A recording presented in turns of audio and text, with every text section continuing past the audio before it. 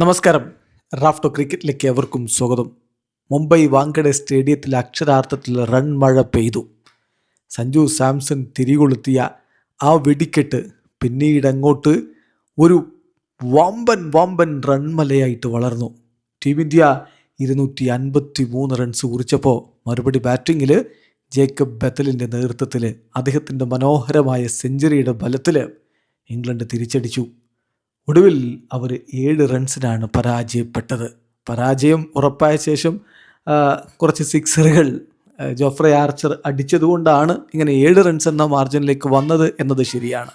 3 സിക്സറുകൾ കളി തോറ്റ ശേഷമുള്ള അടിയായിരുന്നു. എന്തായാലും ഒരു ത്രില്ലർ പോരാട്ടം, റൺ മഴ പെയ്ത പോരാട്ടം. ഒടുവിൽ 7 റൺസിൻ്റെ വിജയവുമായിട്ട് ടീം ഇന്ത്യ ഇതാ ഫൈനലിലേക്ക് എത്തിയിരിക്കുന്നു. ആദ്യം ബാറ്റ് ചെയ്ത ഇന്ത്യൻ ടീം നിശ്ചിത 20 ഓവറുകളിൽ 7 വിക്കറ്റിന് 253 റൺസ് അടിച്ചപ്പോൾ ഇംഗ്ലണ്ട് നിശ്ചിത 20 ഓവറുകളിൽ 7 വിക്കറ്റിന് 246 റൺസാണ് അടിച്ചത്. അതാണ് പറഞ്ഞത്, ശരിക്കും റൺ മഴയാണ് പെയ്തത്.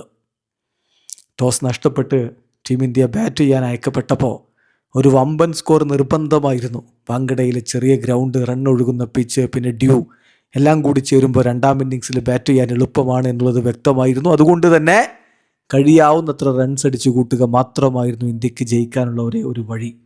പക്ഷേ അഭിഷേക് ശർമ്മ എന്ന ഓപ്പണർ ഒരിക്കൽ കൂടി പരാജയപ്പെട്ടു. 7 പന്തുകളിൽ നിന്ന് 2 ഫോറുകളുടെ സഹായത്തോടെ 9 റൺസാണ് അദ്ദേഹം അടിച്ചത്. വിൽ ജാക്സിൻ്റെ പന്തിൽ ഫിൽ സാൾട്ട് പിടിച്ച് മടങ്ങി. വിൽ ജാക്സ് ആ സമയത്ത് അഭിഷേക് ശർമ്മയുടെ അടുത്ത് പോയി കാണിക്കുന്ന ഒരു സെലിബ്രേഷൻ ഉണ്ട്. അത് മറുഭാഗത്ത് സഞ്ജു സാംസണിനെ ഒന്നുകൂടി പോരാട്ട വീര്യത്തിലേക്ക് കൊണ്ടുപോയി എന്ന് പറയേണ്ടി വരും. സഞ്ജുവിൻ്റെ ക്യാച്ച് അദ്ദേഹം 15 റൺസിലെത്തി നിൽക്കവേ ഹാരി ബ്രൂക്ക് ഡ്രോപ്പ് ചെയ്ത് കളഞ്ഞതാണ്. ശരിക്കും പറഞ്ഞാൽ ഈ കളിയാണ് അവിടെ, ഈ വേൾഡ് കപ്പിൻ്റെ ഫൈനലാണ് അവിടെ ഹാരി ബ്രൂക്ക് ഡ്രോപ്പ് ചെയ്തിട്ടത്. പിന്നീട് അദ്ദേഹത്തിൻ്റെ സംഹാര താണ്ഡവമായിരുന്നു.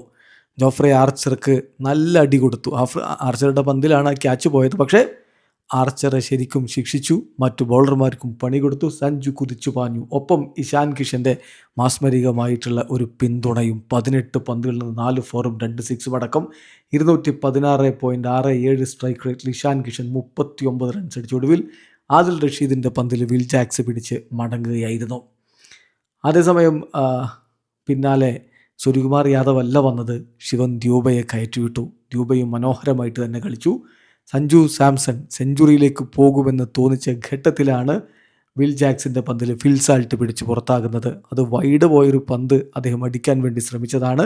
ഏതായാലും ഒടുവിൽ ഫിൽ സാൾട്ട് പിടിച്ച് മടങ്ങുമ്പോൾ 42 പന്തിൽ നിന്ന് 8 ഫോറും 7 സിക്സും അടക്കം 211.9 സ്ട്രൈക്ക് റേറ്റിൽ സഞ്ജു സാംസൺ 42 പന്തിൽ നിന്ന് 89. മനോഹരമായൊരു ഇന്നിങ്സ്.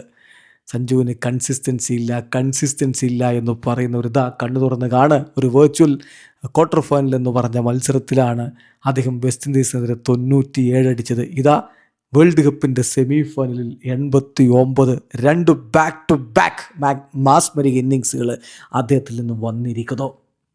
ക്യാപ്റ്റൻ സൂര്യ 6 പന്തിൽ നിന്ന് 11 റൺസ് എടുത്ത് മടങ്ങി. ഹാർദിക് പാണ്ഡ്യ, ശിവൻ ദ്യൂബെ കൂട്ടുകെട്ട് മുന്നോട്ട് പോകവേ ശിവൻ ദ്യൂബെ ആ ഒരു കൺഫ്യൂഷനിൽ റൺഔട്ടായി പോയി. 25 പന്തിൽ നിന്ന് 43 റൺസാണ് അദ്ദേഹം അടിച്ചത്.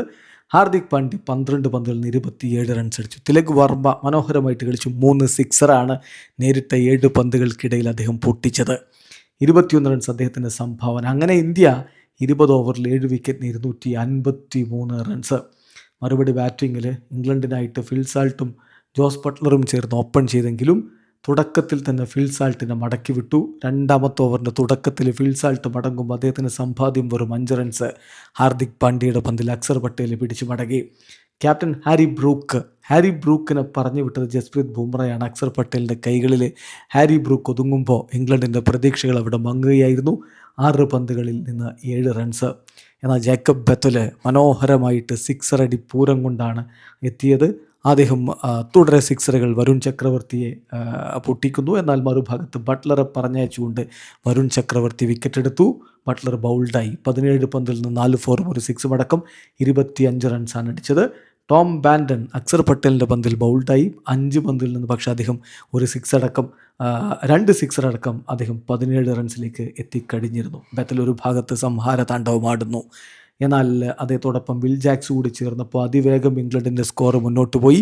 20 പന്തുകൾ 4 4ഉം 2 6ഉം അടക്കം 35 റൺസ് അടിച്ച വിൽ ജാക്സിനെ അർഷ്ദീപ് സിംഗിൻ്റെ പന്തിൽ ശിവൻ ദ്യൂബെ പിടിച്ച് പുറത്തായത്. അത് വല്ലാത്തൊരു ക്യാച്ചായിരുന്നു. യഥാർത്ഥത്തിൽ അതിന് ക്രെഡിറ്റ് കൊടുക്കേണ്ടത് അക്സർ പട്ടേലിനാണ്. അക്സർ പട്ടേലിൻ്റെ സ്റ്റണ്ണിങ് എഫേർട്ട്. അദ്ദേഹം പന്ത് ക്യാച്ച് ചെയ്തു. അദ്ദേഹത്തിന് ബൗണ്ടറി റോപ്പിനപ്പുറത്തേക്ക് പോവേണ്ടി വരുമെന്ന് മനസ്സിലായപ്പോൾ തൊട്ടടുത്ത് നിന്ന ശിവൻ ദ്യൂബയ്ക്ക് ആ ബോൾ ഇട്ട് കൊടുക്കുന്നു. അങ്ങനെയാണ് വിൽ ജാക്സ് പോകുന്നത്. ആ സ്റ്റണ്ണിങ് ക്യാച്ച് അവിടെ ആവശ്യമായിരുന്നു. കളി ജയിക്കണമെങ്കിൽ അത്തരത്തിലുള്ള മാസ്മരിക മുഹൂർത്തങ്ങൾ ഉണ്ടാവണമല്ലോ. വിൽ ജാക്സ് 35 റൺസുമായിട്ട് മടങ്ങിയപ്പോൾ സാം കറണാണ് പിന്നെ ജേക്കബ് ബത്തലിന് കൂട്ടായിട്ടെത്തിയത്. ബത്തൽ ഒരു ഭാഗത്ത് പൊളിച്ചെടുക്കുന്നു. കർണ പക്ഷേ അത്രയധികം ആക്സലറേറ്റ് ചെയ്ത് പോകാൻ പറ്റിയില്ല. 14 പന്തിൽ നിന്ന് 2 4 സഹായത്തോടെ 18 റൺസാണ് അദ്ദേഹം അടിച്ചത്. ഹാർദിക് പാണ്ഡ്യയുടെ ഒരു ലോ ഫുൾ ടോസ് സിക്സർ അടിക്കാനുള്ള ശ്രമം ബൗണ്ടറി ലൈനിൽ തിലക് വർമ്മ പിടിച്ച് മടങ്ങുകയായിരുന്നു അദ്ദേഹം. എന്തായാലും ജേക്കബ് ബത്തൽ ഒടുവിൽ റണ്ണൗട്ടായി. 48 പന്തിൽ നിന്ന് 8 4ഉം 7 6ഉം അടക്കം 105 റൺസായിരുന്നു അദ്ദേഹത്തിൻ്റെ സംഭാവന. ജെയ്മി ഓവർട്ടൺ 2 റൺസ് അടിച്ചു നിന്നു. അവസാന ഓവർ എറിയാൻ ശിവൻ ദ്യൂബെയാണ് വിളിക്കേണ്ടി വന്നത്. കാരണം നേരത്തെ തന്നെ ജസ്പ്രീത് ബുംറയുടെ ഓവർ കംപ്ലീറ്റ് ചെയ്തിട്ടുണ്ടായിരുന്നു. എന്നാൽ ആദ്യത്തെ 1-2 പന്തുകൾ നന്നായി എറിഞ്ഞതോടുകൂടി ഇന്ത്യയുടെ വിജയം ഉറപ്പാക്കി കഴിഞ്ഞിരുന്നു. പിന്നീടുള്ള പന്തുകളിൽ ആർച്ചർ സിക്സർ പൊട്ടിച്ചു. 4 പന്തുകളിൽ നിന്ന് ആർച്ചർ 3 സിക്സർ അടക്കം 19 റൺസ് അടിച്ചു. പക്ഷെ അപ്പോഴേക്കും ഇംഗ്ലണ്ടിനെ കളി കൈവിട്ട് പോയിട്ടുണ്ടായിരുന്നു. ഇംഗ്ലണ്ടിൻ്റെ ഇന്നിങ്സിൽ സൂപ്പർ താരം ഒരു സംശയം വേണ്ട, ജേക്കബ് ബത്തലാണ്. 48 പന്തിൽ നിന്ന് 105 റൺസ്. ഇംഗ്ലണ്ട് നന്നായിട്ട് പൊരുതി. ഒരു റൺ മല നമ്മൾ അവിടെ കണ്ടു. ശരിക്കും റൺ മഴ പെയ്തു എന്ന് പറയാം.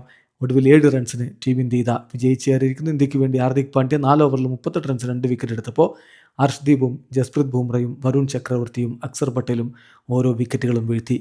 ഇനി ഫൈനൽ മത്സരമാണ്. ഫൈനൽ മത്സരത്തിനായിട്ടുള്ള കാത്തിരിപ്പാണ്.